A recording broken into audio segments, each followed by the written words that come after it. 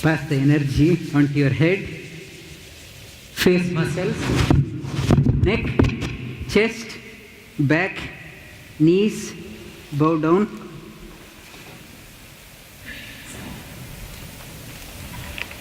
Thank you.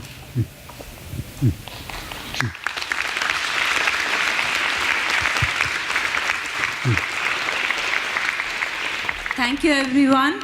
Hope you enjoyed this lovely yoga session. It's our honor and pleasure to have among us Ms. Inga Pulich, who is a Shadow Minister for Multicultural Affairs and MLC for this region. She's been a regular participant and supporter of the IDY celebration since its inception 4 years ago. Today we got her introduced into pranayama. Hopefully, Ms. Inga, next year you will come and participate in the yoga celebrations. So we warmly welcome her to the 4th year celebrations. And can I please request Ms. Pulich to come up on stage and say a few words? Thank you.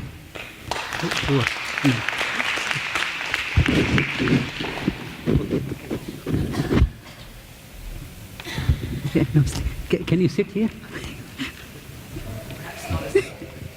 Yeah. It's appropriate for the... No, you can stretch your legs. Maybe not as flexible as I used to be. Okay. Good morning, everyone, and obviously you've warmed up the engine. I was a little bit worried because we're very close to the Moorabbin Airport. At one stage, when you were chanting, it sounded like aeroplanes. I was about to duck.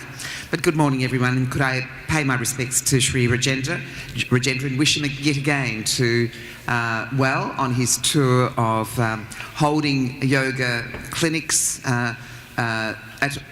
in the community and in the parliaments. Could I also acknowledge my very good friend Rampal, and I know Rampal is using some of his connections to organise this particular yoga session in the federal parliament. And we've now, yes, that's, give Rampal a great round of applause. He's a wonderful supporter of the Indian community and a whole range of community causes.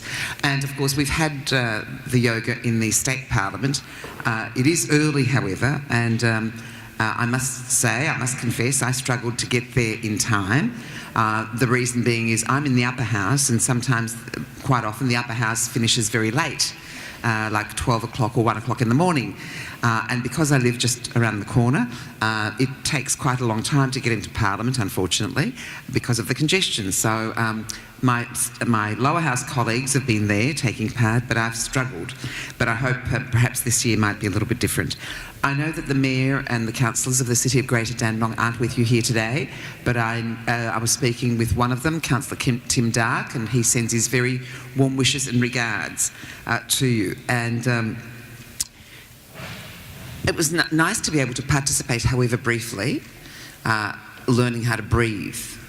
Obviously, coordination is very important, because at one stage I had the left nostril and the right nostril blocked, and I was going to be calling for a mica.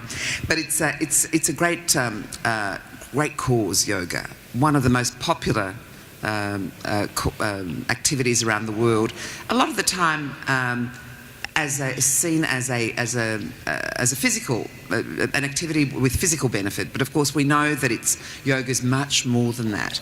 It's the spiritual, it's the physical, it's the philosophical. It's a whole range as a way of elevating or creating some sort of union with the divine. And it's got the international recognition, which has been supported by overwhelming number in the world at the United Nations in support of the International Yoga Day. In recognition of the benefits that yoga offers, and I think there are more and more people recognising its benefits each and every year. And in particular, I heard the Guru talking about mental health. Well, of course, here in Australia, we have significant problems. Numbers of people experiencing mental health problems. It is a huge issue. Some of it is unfortunately related to drug and alcohol use, in particular drugs, the scourge of ice, which is ruining far too many young lives, our children, our teenagers, our young people, but also other drugs as well. And yoga and so many other religions espouse abstinence from the use of drugs and alcohol because of the recognition of the damage that it does. Unfortunately, in Australia, the messages that we've been receiving have been very permissive, which I think is very confusing and very difficult for young people. Ice in particular is probably the most addictive drug in the history of mankind.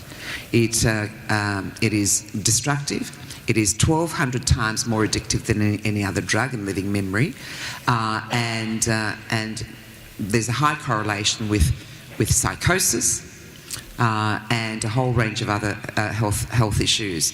Unfortunately, we in Australia are taking the wrong approach when it comes to drug use, but yoga has a lot to offer. And we could do worse than encourage our schools, our community organisations, our sporting organisations, and to engage, to foster yoga, to become involved in yoga as a way of taking the stress, relieving the stress of everyday life, of getting people to focus on their own spiritual and physical well-being, and in particular young people. Certainly psychologists and psychiatrists are also now fostering and encouraging yoga, because it of course it also predicates the practice is predicated on abstinence. 1 in 4 people will have a mental health illness in their lives in Australia. 1 in 4, and in the course of their life. So it's a huge number, and rips people apart. Every dark thought becomes a reality for those who are addicted to the ice. They assume the strength of 10 men. And a lot of the violence, both domestic and in families and in the community, is unfortunately also related to ice use. So I think yoga in particular has an opportunity here to play a significant role in helping us to respond more positively to what is this social scourge that's destroying so many lives, so many families, and actually is also creating an enormous level of crime. So, ladies and gentlemen, I'd like to congratulate Vasudeva Kriya Yoga and its founder Rajendra, and commend, and both need to be commended for their commitment and promotion of health and well-being in our community, as well as the selfless charitable work. Obviously originating in India, it's swept right around the globe in popularity because it involves not only postural and breathing exercise, but is a holistic and spiritual lifestyle, which includes ethical practices and has enormous benefits which have been recognised increasingly right around the world.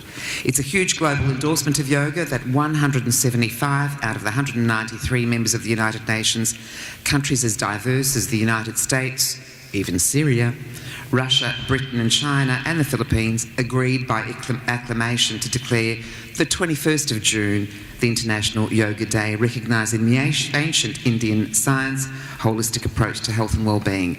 So on behalf of my parliamentary colleagues, many of them of course unfortunately aren't here, but hopefully will be at Parliament, I'd just like to thank you for participating, encouraging you to foster the spread of yoga, the uptake of yoga, to wish you all the very best for the remainder of the day, and to wish, of course, the founder and guru his wonderful tour of duty on an important cause for our society. So congratulations and thank you for the opportunity of joining me.